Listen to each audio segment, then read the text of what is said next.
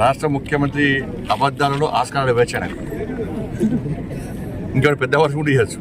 ఒక ముఖ్యమంత్రి స్థాయి వ్యక్తి ఇవాళ అంతకుముందు బీహార్ పోయి గిదే చెప్పచ్చాడు, ముంబై పోయి గిదే చెప్పచ్చాడు.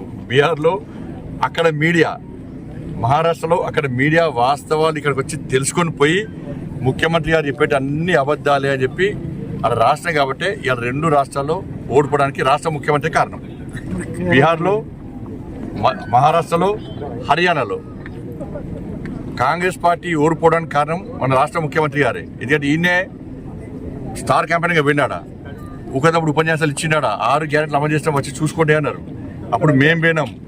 కర్ణాటకలో చూడండి 6 గ్యారెంటీలు, తెలంగాణలో చూడండి గ్యారెంటీలు ఏమైనాయో, గ్యారెంటీలకే గ్యారెంటీలు లేని పరిస్థితి.